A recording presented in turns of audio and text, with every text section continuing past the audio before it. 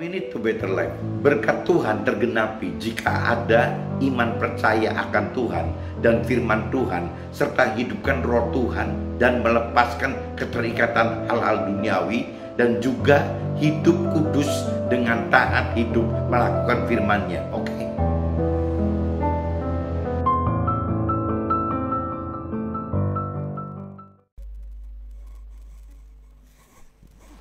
Bapa, Engkau sungguh baik, kasih-Mu melimpah di hidupku.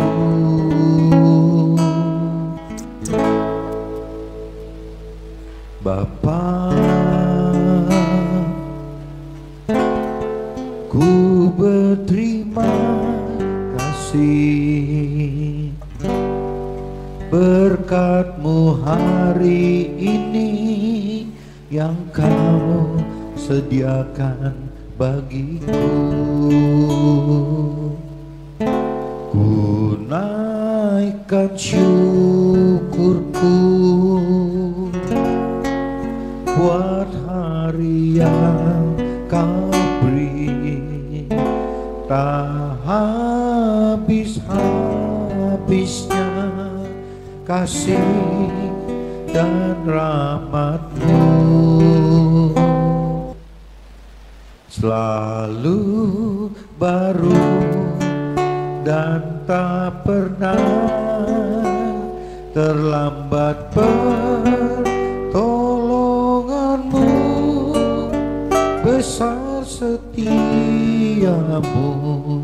di sepanjang hidupku.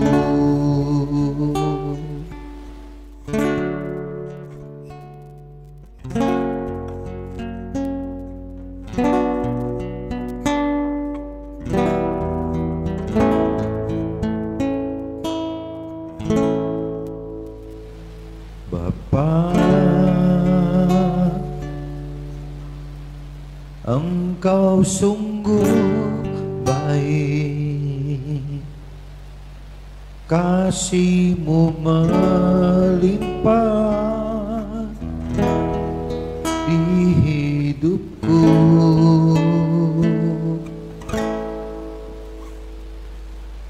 Bapa, ku berterima kasih berkat-Mu hari ini yang Kau sediakan bagiku. Ku naikkan syukurku buat hari yang Kau beri, tak habis-habisnya kasih dan rahmat-Mu. Selalu baru dan tak pernah terlambat pertolongan-Mu, besar setia-Mu di sepanjang hidupku.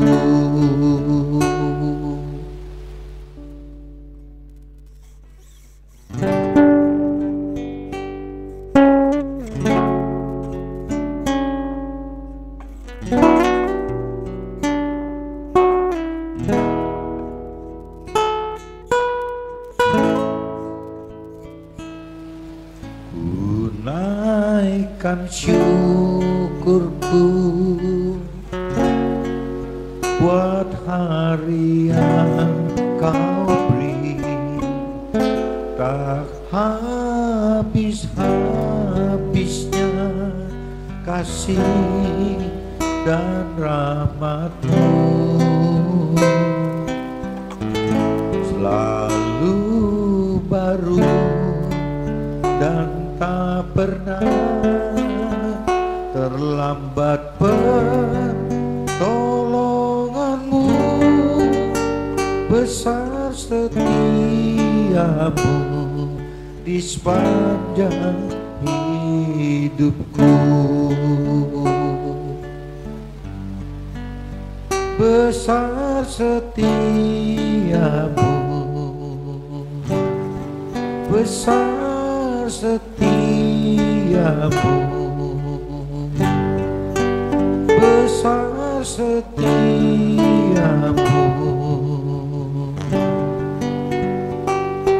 di sepanjang hidupku.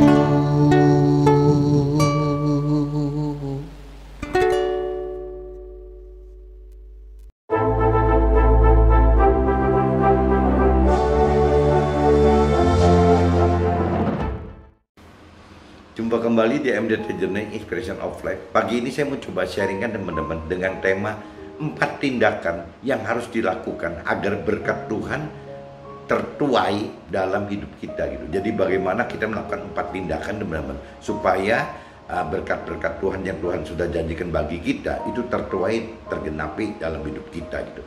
Nah, ini saya coba mulai dari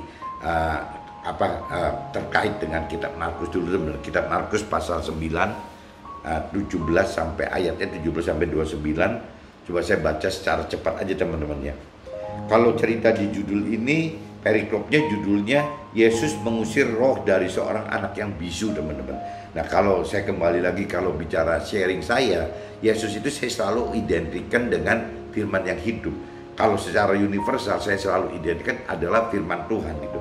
Jadi firman Tuhan mengusir roh dari seorang anak yang bisu. Itu kalau cerita universalnya. Kata seorang dari orang banyak itu, guru, anakku itu kubawa kepadamu karena ia kerasukan roh yang membisukan dia gitu. Dan setiap kali roh itu menyerang dia, roh itu membantingnya ke tanah, lalu mulutnya berbusa, giginya berkertakan dan tubuhnya menjadi kejam. Aku sudah meminta kepada murid-muridmu supaya mereka mengusir roh itu, tetapi mereka tidak dapat. Jadi sebelum orang tua si anak yang kesurupan ini menemui Yesus gitu, ayah ini, orang tua ini sudah menemui murid-muridnya Yesus dulu teman, tapi nggak mempan gitu. Jadi roh itu nggak bisa keluar dari anak-anak yang kesurupan tersebut gitu. Maka kata Yesus kepada mereka, "Hei kamu angkatan yang tidak percaya, berapa lama lagi aku harus tinggal di antara kamu? Berapa lama lagi aku harus sabar terhadap kamu? Bawalah anak itu kemari." Jadi Yesus malah marah menegur murid-muridnya, kok kayak begitu gitu, kok mengusir begini aja nggak bisa gitu. Nah, ini dilanjutkan lagi, lalu mereka membawanya kepada Yesus. Waktu roh itu melihat Yesus, anak itu segera digoncang-goncangnya dan anak itu terpelanting ke tanah dan terguling-guling, sedang mulutnya berbusa gitu. Lalu Yesus bertanya kepada ayah anak itu, sudah berapa lama ia mengalami ini gitu. Jawabnya, sejak masa kecilnya. Dan seringkali roh itu menyeretnya ke dalam api ataupun ke dalam air untuk membinasakan anaknya itu gitu. Sebab itu jika engkau dapat berbuat sesuatu, tolonglah kami dan kasihilah kami. Jawab Yesus, katamu jika engkau dapat gitu. Malah Yesus nanya jika engkau dapat. Yesus katakan tidak ada yang mustahil bagi orang percaya. Jadi kalau orang tua itu memang percaya atau kita percaya, bagi firman Tuhan itu tidak ada yang mustahil teman-teman. Nah, ini yang kita mesti sadar, kita renungi bahwa di dalam firman Tuhan itu ya kembali dasarnya dari iman percaya kita. Kita percaya nggak kepada pribadi Tuhan dan kita percaya nggak kepada firman Tuhan gitu. Firman Tuhan adalah perintah dan peraturan, janji-janji serta rancangan kehendak Tuhan. Nah, percaya nggak kita akan firman Tuhan? Apabila kita percaya, Yesus katakan, firman Tuhan katakan tidak ada yang mustahil gitu. Tidak ada yang mustahil bagi orang yang percaya akan Tuhan, akan pribadi Tuhan dan akan firman Tuhan gitu. Nah, ini dijawab seperti itu, langsung segera ayah itu berteriak, aku percaya gitu. Padahal orang tua ini belum mengenal nih, baru pertama kenal Yesus dan belum mengenal akan firman Tuhan gitu. Tapi dia langsung katakan bahwa dia percaya gitu. Tolonglah aku yang tidak percaya ini. Nah, ini disebut tidak percaya karena memang dia belum mengenal gitu, belum mengenal akan firman Tuhan gitu. Ketika Yesus melihat orang banyak makin datang berkerumun, ia menegur roh jahat itu dengan keras. Katanya, Hai kau roh yang menyebabkan orang menjadi bisu dan tuli, aku memerintahkan engkau, keluarlah daripada anak ini dan jangan memasukinya lagi gitu. Jadi Yesus perintahkan roh jahat yang bikin anak kesurupan itu diperintah untuk keluar gitu. Lalu keluarlah roh itu sambil berteriak dan menggoncang-goncang anak itu dengan hebatnya. Anak itu kelihatannya seperti orang mati sehingga banyak orang yang berkata ia sudah mati. Tetapi Yesus memegang tangan anak itu dan membangunkannya, lalu ia bangkit sendiri. Ketika Yesus sudah di rumah dan murid-muridnya sendirian dengan dia, bertanya mereka, mengapa kami tidak dapat mengusir roh itu gitu. Murid-muridnya nanya ke Yesus, kenapa gitu? Kok dia coba ngusir nggak mempan gitu. Jawabnya kepada mereka, jenis ini tidak dapat diusir kecuali dengan berdoa. Nah, kalau saya simak dari kitab Markus pasal 9 ayat 17 sampai 29 teman-teman, saya cuma ambil bahwa untuk janji Tuhan tergenapi dalam hidup kita, tertuai dalam hidup kita. Pertama ya jelas harus butuh iman, teman-teman. Iman, percaya dan firman itu kita harus tahu itu. Apabila kita tidak percaya akan pribadi Tuhan dan firman Tuhan itu, ini yang nggak mungkin bisa terjadi. Itu yang pertama. Yang kedua teman-teman, ada hal-hal khusus yang memang Tuhan Allah sengaja ciptakan. Memang kita mesti berharap berdoa dengan Tuhan gitu.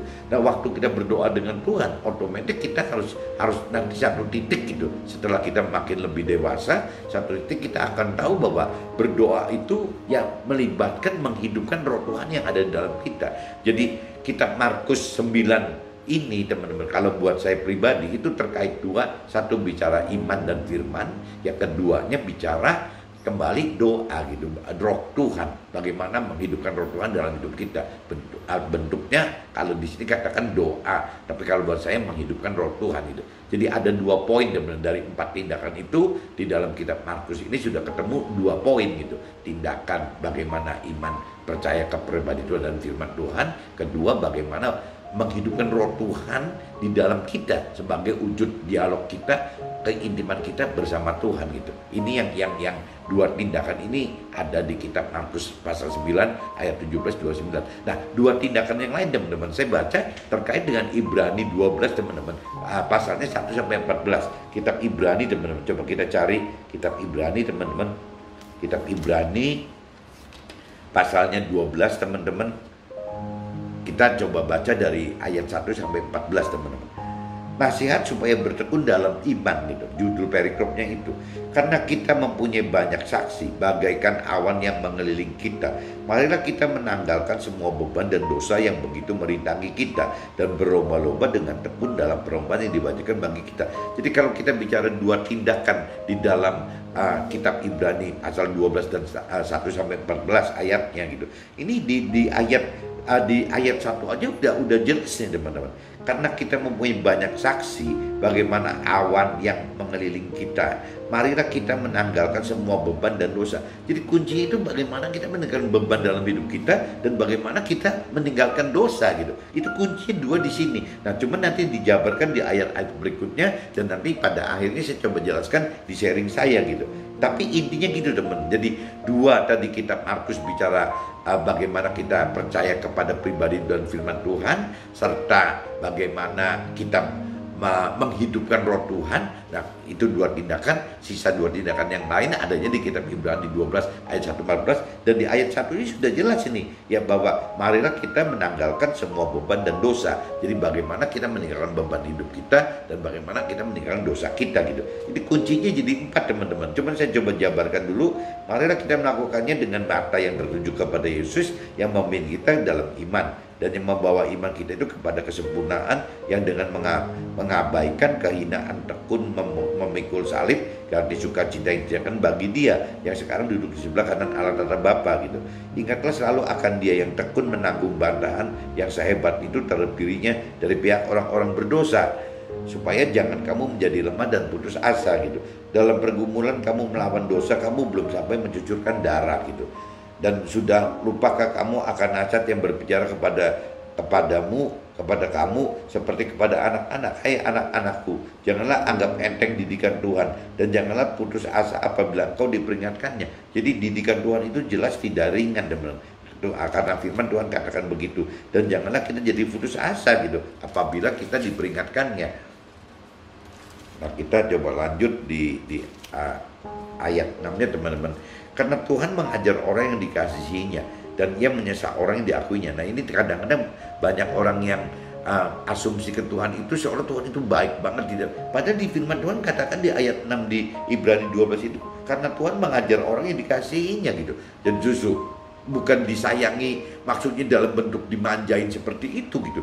Ya Tuhan itu mengasihi kita justru lewat dia diajar gitu. Bagaimana kita untuk bisa mengalami ajaran yang baik menjadi benar gitu. Jadi bukan dimanjain jadi akhirnya malah jadi nggak benar gitu teman-teman. Jadi Tuhan mengajar kita untuk orang-orang dikasihinya untuk menjadi benar, dan Ia menyesal orang yang diakui sebagai anak. Dan apabila kita dianggap anak gitu oleh Tuhan, ya kita disesal gitu. Ya akan selesai, ya berarti akan mengalami penindasan penderitaan itu teman-teman. Jadi ikut Tuhan itu jangan diasumsikan harus ada identik dengan sukacita. Ikut Tuhan itu akan bisa mendapatkan duka cita untuk mendapatkan damai sejahtera, bukan untuk mendapatkan sukacita di jiwa kita, tapi damai sejahtera di roh kita gitu. Jika kamu harus menanggung ganjaran, Allah memperlakukan kamu seperti anak, di mana kan terdapat anak yang tidak diajar oleh ayahnya gitu. Tetapi jika kamu bebas dari ganjaran yang harus diderita setiap orang, maka kamu bukanlah anak, tetapi anak-anak gampang gitu. Itu malah Tuhan katakan begitu. Jadi kalau kita asumsikan Tuhan itu baik, tidak pernah mengajar kita, tidak pernah memberikan ujian coba dalam kita, ya itu malah jadi anak gampang teman-teman. Justru kalau anak Tuhan harus alami ujian cobaan dalam hidup, harus mengalami mikul salib yang dalam bentuk ya penderitaan hidup itu gitu. Selanjutnya dari ayat kita yang sebenarnya, kita beroleh ganjaran dan mereka kita hormati. Kalau demikian bukannya kita harus lebih taat kepada Bapa segala roh supaya kita boleh hidup. Jadi Tuhan ingatkan di sini bahwa Tuhan ingatkan bahwa ke orang tua aja kita bisa menghormati mereka sehingga kita taat gitu, ngikutin ganjaran mereka. Nah apalagi ini kepada Tuhan itu mestinya kan lebih-lebih daripada hormat kita kepada orang tua kan gitu. Sebab mereka mendidik kita dalam waktu yang pendek sesuai dengan apa yang mereka anggap baik. Tetapi dia mengajar kita untuk kebaikan. Tetapi Tuhan mengajar kita untuk kebaikan kita supaya kita beroleh bagian dalam kekudusannya gitu. Jadi kalau kualitas Tuhan mengajar itu beda dengan orang tua teman. Kalau orang tua itu Tuhan katakan itu pendek gitu. Kalau Tuhan ini kan akan terus bagaimana mempersiapkan kita untuk jangka panjang sampai ke alam akhirat gitu. Kalau orang tua ya bicaranya ya bagaimana mengatasi di dunia ini kan gitu. Memang tiap-tiap ganjaran pada waktu ia diberikan tidak mendatangkan sukacita, tetapi duka cita. Tetapi kemudian ia menghasilkan buah kebenaran yang memberikan damai kepada mereka yang dilatih olehnya. Nah ini teman-teman mesti ingat ayat 11-nya teman. Memang tiap-tiap ganjaran pada waktu ia diberikan tidak mendatangkan sukacita. Jadi jangan balik lagi, jangan parameternya kita terlalu baik atau anak-anak rohani. Tuhan itu maha baik sehingga tidak pernah mengganjar kita. Ini salah teman-teman. Di sini Tuhan katakan memang tiap-tiap ganjaran pada waktu ia diberikan tidak mendatangkan sukacita, tetapi duka cita dong. Tetapi kemudian dia menghasilkan buah kebenaran yang memberikan damai kepada mereka yang dilatih olehnya gitu. Nah ini jadi ganjaran itu keras gitu, bebannya akhirnya ya menghasilkan duka cita, tapi Tuhan katakan, firman Tuhan katakan menghasilkan buah kebenaran diberikan damai kepada mereka yang dilatih olehnya gitu. Sebab itu kuatkanlah tangan yang lemah dan lutut yang goyah, dan luruskanlah jalan bagi kakimu, sehingga yang pincang jangan terplecok tetapi menjadi sembuh gitu. Berusahalah hidup damai dengan semua orang dan kerjalah kekudusan, sebab tanpa kekudusan tidak seorang pun akan melihat Tuhan. Ya karena Tuhan kudus gitu. Apabila kita tidak kudus ya tidak akan ketemu teman-teman. Tidak akan ketemu dengan Tuhan karena Tuhan ada di area kudus. Jadi kita kalau mau ketemu Tuhan ya harus berjuang untuk menjadi kudus juga gitu. Kudus adalah ya lepas dari dosa-dosa teman-teman. Lepas dari berbuat dosa. Tidak berbuat dosa adalah yang melakukan firman-firman Tuhan gitu. Kembali ke situ lagi, melakukan firman Tuhan ya karena mengenal dan mengerti akan firman Tuhan gitu. Tanpa mengenal mengerti firman Tuhan tidak akan bisa melakukan firman Tuhan. Nah untuk mampu mengerti dan melakukan firman Tuhan ya harus ada menghidupkan roh Tuhan. Jadi kuncinya kembali lagi muter-muter ya adanya di bagaimana kita bicara percaya pribadi Tuhan, bagaimana kita percaya dengan firman Tuhan, dan bagaimana kita menghidupkan roh Tuhan gitu di dalam kita untuk mampu mengerti dan melakukan firman Tuhan. Kuncinya itu teman-teman. Jadi saya sudah jelaskan 4 tindakan tadi teman-teman. Jadi di kitab Markus 9 itu saya ayat 17 sampai 29 itu saya temukan 2 tindakan. Di kitab Ibrani 12 1-14 itu saya juga temukan 2 tindakan yang isinya cuman kuncinya cuma ada di ayat 1 tadi, teman-teman. Marilah kita menanggalkan semua beban dan dosa gitu. Itu 2 tindakan yang harus kita lakukan. Nah, untuk lebih memperjelas maksud saya gitu, saya coba masuk ke dalam sharing saya, teman-teman. Ini saya coba udah bikin notes gitu. Menerima janji Tuhan seperti apa yang dikatakan firman Tuhan tidaklah cukup hanya dengan memperkatakan saja, tapi harus dengan iman percaya dan harus dengan berdoa kepada Tuhan Allah, serta harus dengan melepaskan beban dan juga harus dengan meninggalkan dosa gitu. Jadi 4 gitu, teman-teman. Saya coba urai menjadi 4 pengertian saya saat ini. Saya tidak mengerti nanti semakin apa ada kedalaman pengertian akan firman Tuhan, apakah syarat 4 ini jadi malah jadi 3 gitu, berkurang, atau malah nambah jadi 5 atau 6, saya juga tidak mengerti, teman. Cuman pengertian saat ini setelah saya kenal, coba belajar mengerti Tuhan selama 20 tahunan, saya baru dapatkan ini, teman-teman. Tapi mungkin mentor rohani yang lain bisa bukan 4 kali, bisa kurang dari 4, bisa lebih dari 4. Saya kurang bisa mengerti itu, teman-teman. Cuman buat saya pribadi, saya ngalamin sampai hari ini gitu, setelah bergumul dengan Tuhan 20 tahunan, 21 tahunan. Nah, saya masuk ke dalam untuk berkat Tuhan itu bisa tertuai jika kita minimal melakukan 4 tindakan ini, teman-teman. Dengan iman percaya, dengan berdoa kepada Tuhan, dengan melepaskan beban kita, dan juga dengan meninggalkan dosa gitu. Ada 4. Nah, harus dengan iman percaya adalah dari diri kita. Saya coba urai 4-4-nya, teman.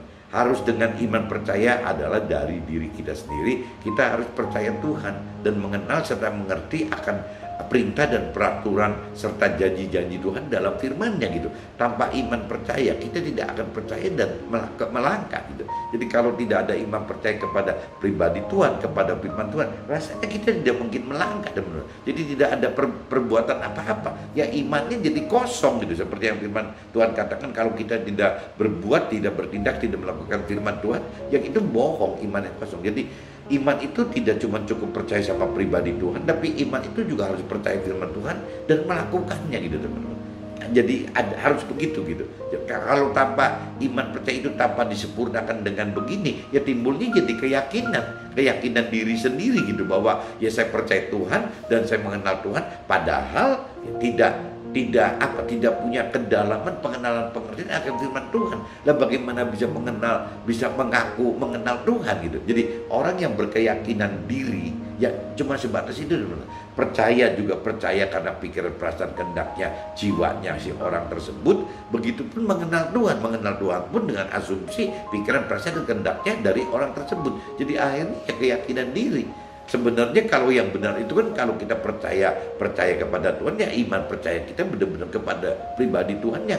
Memang kita sudah mengalami Tuhan gitu, sehingga kita percaya. 1, kedua, memang kita mengenal akan firman Tuhan, dan kita juga mengerti akan firman Tuhan, dan juga serta kita juga melakukan firman Tuhan. Nah, itu baru yang mantep tuh itu, teman-teman. Jadi yang namanya iman percaya itu harusnya seperti itu, bukan cuma dengan keyakinan diri, tapi dengan memang percaya pribadi itu karena memang mengalami Tuhan lewat, mungkin awalnya lewat mujizat gitu, meskipun nanti berujung dengan penggenapan janji Tuhan gitu.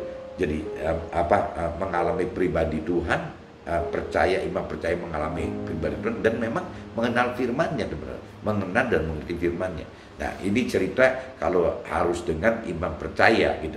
Tapi kalau harus dengan berdoa kepada Tuhan Allah, nah ini apa maksudnya? Ya harus dengan berdoa itu ya adalah dialog dengan Tuhan, secara intim gitu. Bagaimana yang namanya berdoa kepada Tuhan itu berdialog dengan Tuhan secara intim dalam keseharian hidup kita, dengan menghidupkan roh Tuhan dalam roh kita gitu. Jadi kalau kita tidak menghidupkan roh Tuhan di dalam roh kita, bagaimana kita bisa bercakap-cakap, berdialog, bergaul intim dengan Tuhan? Lalu roh kita aja diem saja gitu. Jadi roh Tuhan itu harus dihidupkan, teman-teman. Roh Tuhan bagi kita semua sudah diberi Tuhan masing-masing roh Tuhan gitu. Nah, roh Tuhan itu ada di dalam roh kita. Bagaimana kita menghidupkan roh Tuhan ini gitu. Jadi kalau kita menghidupkan roh Tuhan itu berarti ya kita berdoa, teman-teman. Berdoa. Jangan salah diasumsikan berdoa itu harus formal, teman-teman. Berdoa itu ya boleh-boleh saja, mau formal juga boleh. Tapi yang paling penting justru berdoa itu adalah kita mesti maknai sebagai dialog, teman-teman. Dialog, doa itu kan dialog. Dialog yang setiap saat gitu dengan Tuhan, bukan waktu formal saja. Waktu kita formal kan waktunya terbatas sekali, teman-teman. Tapi kalau kita informal pun kita pakai, ya berarti waktunya nggak ada limit. Dalam hal apapun juga kita bisa berdoa dengan Tuhan gitu. Nah ini maksudnya gitu. Nah untuk bisa berdoa tidak ada keputusan, tidak ada jadi berhenti gitu doanya, ya harus kembali lagi roh Tuhan dihidupkan. Apabila roh Tuhan dihidupkan di dalam kita, ya kita pasti akan terus aja gitu, terus akan berdialog secara intim dengan Tuhan.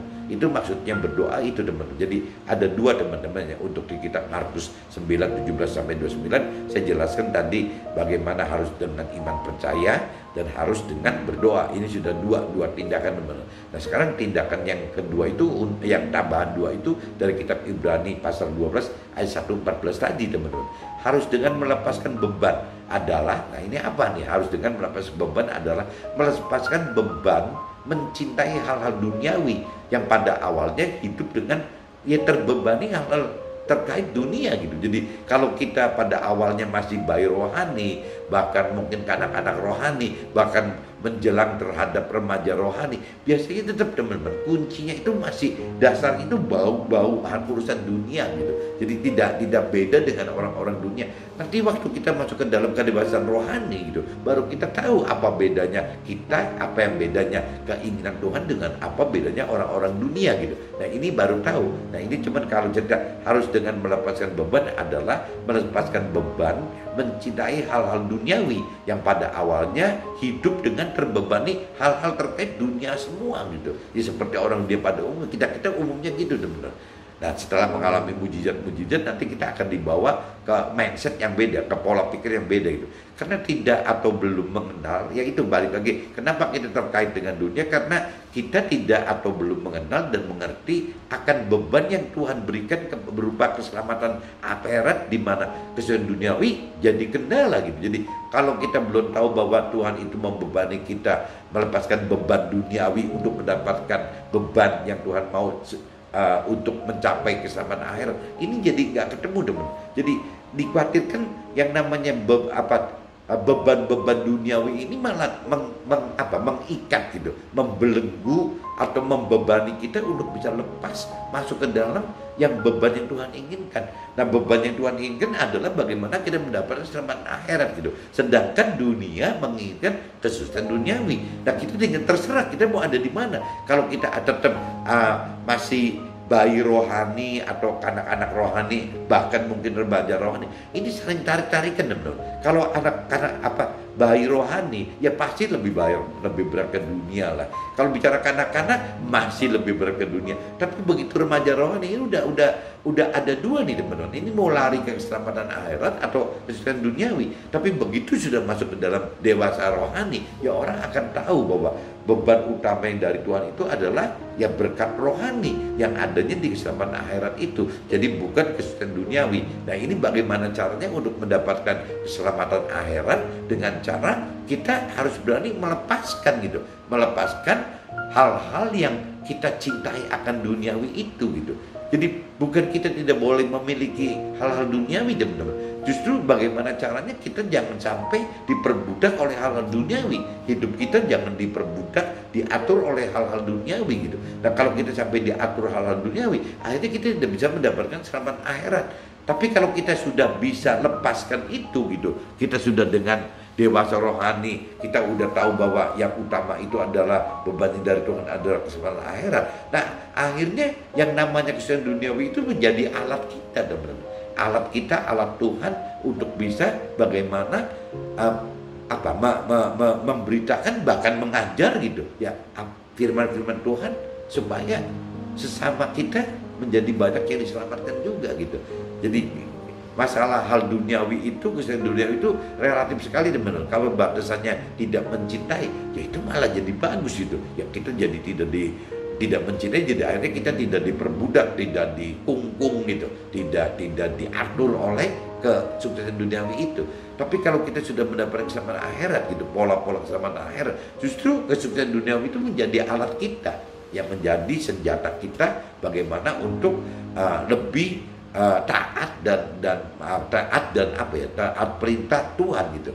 taat perintah Tuhan. Nah, perintah Tuhan itu adalah bagaimana kita melakukan firman Tuhan dan mengajarkan firman Tuhan kepada sesama gitu. Nah, ini kuncinya itu teman-teman. Jadi adanya di kedewasaan rohani, kita mengenal bahwa beban Tuhan itu adalah keselamatan akhirat. Nah, adapun yang namanya kesusahan duniawi adalah tambahannya aja sebagai alat untuk bisa memberitakan kebenaran firman Tuhan agar kita bisa melakukan firman Tuhan dan juga mengajarkan firman Tuhan gitu. Nah, harus dengan meninggalkan dosa adalah, nah ini yang keempat nih berarti, harus dengan meninggalkan dosa adalah ya dengan taat melakukan firman dan takut melanggar perintah dan peraturan firman Tuhan gitu. Karena syarat untuk menerima keselamatan akhirat harus hidup dengan kudus. Karena Tuhan itu kudus gitu. Maka kita juga harus kudus. Jadi kenapa kita mesti meninggalkan dosa supaya kita kudus gitu teman-teman. Kenapa kita harus kudus? Ya karena Tuhan kita kudus. Jadi kalau kita tidak dengan kondisi kudus, bagaimana kita bisa ketemu dengan Tuhan gitu? Ya susah sekali. Ya jangankan Tuhan gitu. Jadi kalau kita umpamakan apa ya, mungkin kalau kita bicara kerajaan gitu ya, kerajaan aja, anggap kerajaan misalnya di Inggris gitu. Ya bagaimana seorang ratu atau seorang raja bisa ketemu gelandangan dengan berbeda sekali pola pikirnya, cara hidupnya gitu, beda semua, nggak bisa. Jadi ya kalau sampai si gelandangan itu mau ketemu dengan si raja atau si ratu, ya mau nggak mau si gelandangan ini mesti dididik dulu teman-teman. Dididik dulu untuk bisa menyesuaikan kebiasaan si raja dan ratu. Apalagi ini Tuhan teman-teman. Ya kalau Tuhan ini kan punya tata krama sendiri gitu. Jadi kalau tata krama Tuhan itu ya ujung-ujungnya ya kekudusan tadi gitu. Jadi kalau kita hidup belum kudus, kita rasanya tidak kuat gitu, tidak mampu untuk bisa ketemu Tuhan. Nggak mungkin bisa ketemu gitu. Karena Tuhannya kudus, kitanya belum kudus. Satu-satunya jalan untuk ketemu Tuhan ya kita mesti kudus gitu. Jadi yang di kitab Ibrani pasal 20 ada dua kan yang tadi dikatakan harus melepaskan semua beban kan, menanggalkan semua beban dan dosa. Ya maksudnya gitu teman. Jadi beban itu adalah mencintai duniawi, harus kita lepaskan. Dosa itu ya harus bisa kita hidup sesuai perintah peraturan sehingga kita kudus bisa ketemu Tuhan. Jadi sudah ketemu semua teman. Ada 4 tindakan itu udah ketemu. Nah, 4 tindakan tersebut yang harus kita lakukan agar kita dapat menerima berkat rohani yang dari Tuhan dan juga menerima tambahan berkat duniawi seperti perintah dan peraturan Tuhan gitu. Karena perintah peraturan Tuhan di firman yang lain yang mengatakan seperti itu gitu. Bagaimana kita harus carilah dahulu kerajaan sorga dan kebenarannya, baru yang lain Tuhan akan tambahkan. Nah, carilah dahulu kerajaan sorga adalah mencari Tuhannya dan juga firman-firman Tuhannya teman-teman. Baru Tuhan akan tambahkan yang tadi kesusahan duniawi yang memang akan menjadi alat bagaimana bisa memberitakan firman Tuhan seperti yang Tuhan inginkan ya dengan melalui kita gitu. Nah, otomatis jadi kita punya, kalau kita yang dewasa rohani jadi punya 2 beban teman-teman. Bagaimana kita nomor 1 sekali itu secara pribadi kita bagaimana harus melakukan firman Tuhan teman-teman, melakukan firman Tuhan agar kita bisa masuk ke dalam keselamatan akhirat, berarti masuk ke surga gitu. Nah, waktu kita bisa mampu melakukan firman Tuhan, ya kita masuk ke surga teman-teman.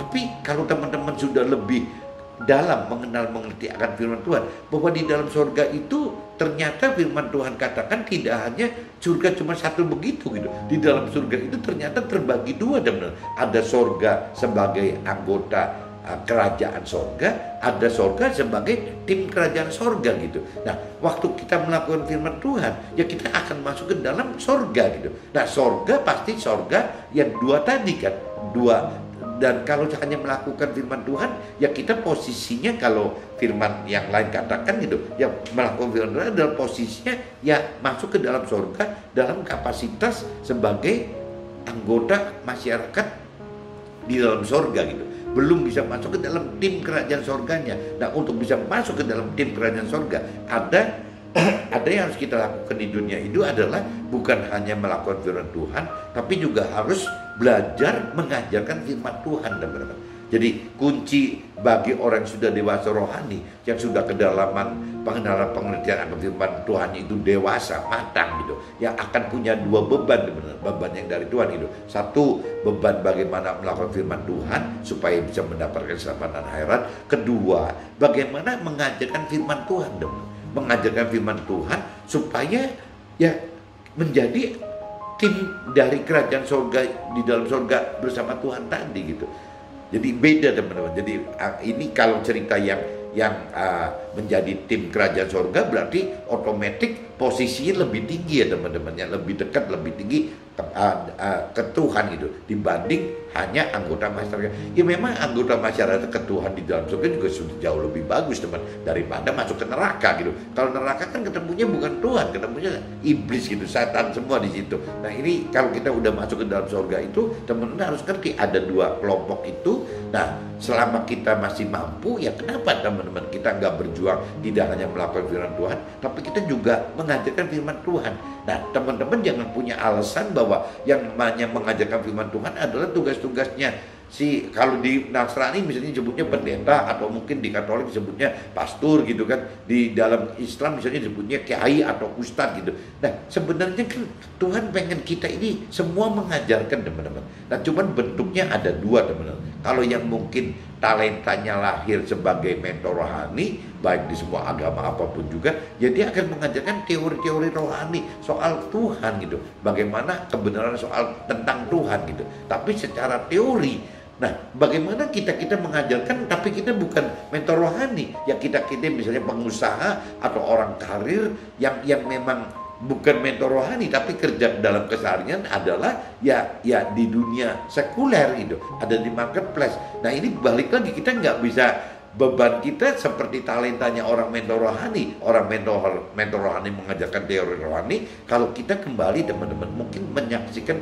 hidup kita yang terkait dengan firman Tuhan gitu. Jadi semakin banyak hidup kita dikaitkan dengan melakukan apa yang diperintahkan oleh firman, ya otomatis kita makin dilengkapi gitu. Senjata untuk kesaksian kita itu makin dilengkapi. Jadi akan jauh lebih mudah diterima oleh teman-teman kita di dunia di marketplace dan di dunia sekuler ini teman-teman. Justru malah mungkin lebih bagus sekali bagi orang-orang kalau kita ketemu pengusaha atau pengusaha ketemu orang karir, atau orang karir ketemu pengusaha, atau orang karir ketemu orang karir. Jangan-jangan pembicaranya lebih nyambung teman-teman daripada si mentor rohani yang ngomong kepada pengusaha atau orang karir gitu. Jadi kita jangan punya asumsi alasan bahwa karena kita bukan mentor rohani jadi kita tidak punya tugas dan tanggung jawab mengajarkan firman Tuhan gitu. Itu di firman Tuhan dikatakan seperti itu teman-teman. Jadi nggak bisa teman-teman tidak mengajarkan firman Tuhan. Kalau memang kita punya kemampuan mengajarkan firman Tuhan, ya kita harus mengajarkan firman Tuhan gitu, supaya kita menjadi tim kerajaan surga bersama Tuhan di sana gitu, mengelola ya ini anggota masyarakat yang di surga itu gitu. Pengertian saya seperti itu teman-teman. Jadi mungkin pagi ini saya sudah jelaskan bahwa ada 4 tindakan yang harus dilakukan agar berkat Tuhan tertuai dalam hidup kita. Yaitu saya ceritakan tadi ada 2 poin yang saya dapat tindakan dari kitab Markus 9 ayat 17 sampai 29, dan tambahan ada 2 lagi tindakan dari kitab Ibrani 12 teman-teman, ayat 1 sampai 14 gitu. Mudah-mudahan dengan saya sharingkan seperti ini teman-teman bisa tangkap maksudnya, dan apabila memang bisa dimengerti dan memang dianggap benar, tidak ada salahnya teman-teman coba di-sharingkan kepada teman-teman yang lain atau keluarga yang lain, supaya yang lain juga jadi lebih mengenal dan mengerti akan firman Tuhan gitu, sehingga makin banyak orang yang bisa diselamatkan ya dan ujungnya pasti akan lari ke bagaimana memuliakan Tuhan dan mengagungkan Tuhan. Oke teman-teman, see you, bye-bye.